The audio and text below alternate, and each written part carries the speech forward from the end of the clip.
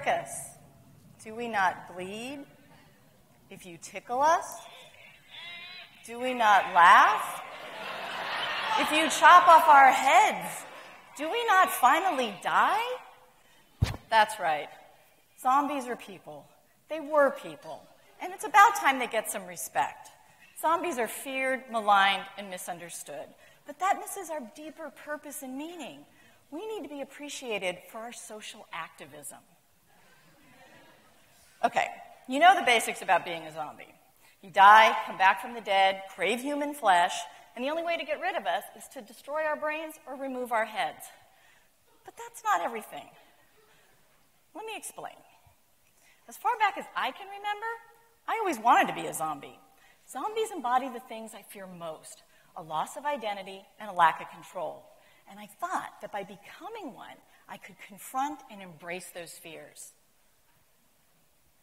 The thing that's appealing about zombies is also the thing that's most terrifying. They look like us, but they're not us. And that puts them in a position to reflect on real issues that we might not want to confront. So, those shambling undead with vacant eyes have from their very roots in Haitian voodoo been the perfect blank slate for social commentary. And a look at the zombie films in history is a journey through political activism.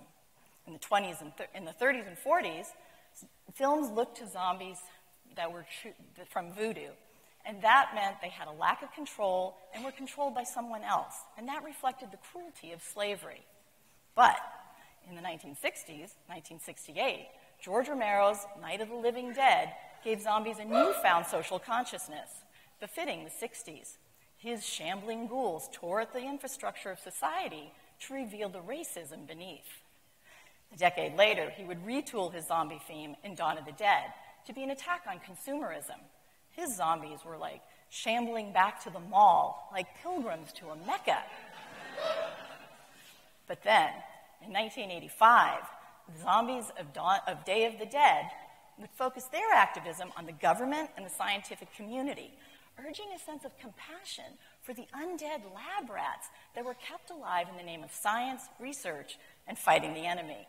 2005, the zombies of Land of the Dead were led by Big Daddy, and they rose up to rebel against the economic divide of the George W. Bush-like leader.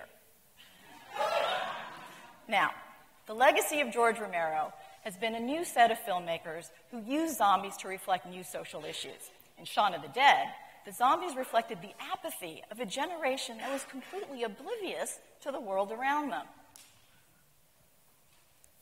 Zombies get to a pair of very core fears. First, the terror of being in a physical condition where you're not yourself. You might be in your own body, but you've lost your identity, your very humanity. Zombie films are basically about being human. And that gets to the second fear, which is the fear of the other, and discovering that the other could be someone you love, someone that looks like you and looks like someone you know, but then you find out you have to kill them. In the BBC show In the Flesh, they find a cure for zombieism, and that raises a whole new set of social concerns. Are those who suffer from partially deceased syndrome still even human? The prejudice they face is an allegory about being the other. Zombie films really aren't about zombies. They're about what zombies reflect on society and humanity. Recently, there's been a trend in the self-aware zombie, the zombie who's starting to be conscious of what he is and what he's become. Bub was the first self-aware zombie in Day of the Dead, and the humanity we saw in him made us question the humanity of the scientist that was treating him like a lab rat and keeping him alive for experiments. Recently, a set of zombie shorts have tried to elicit sympathy for the zombie, and they do that by trying to show the zombie's perspective on the world, like in this short, We Together. And in today's political climate, that's a significant message. What it suggests is that the thing we fear the most, the thing we're trying to protect ourselves from, might be us.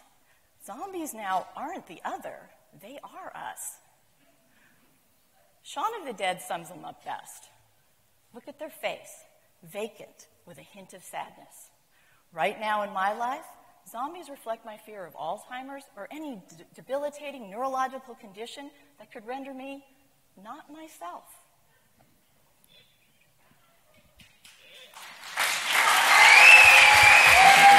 you.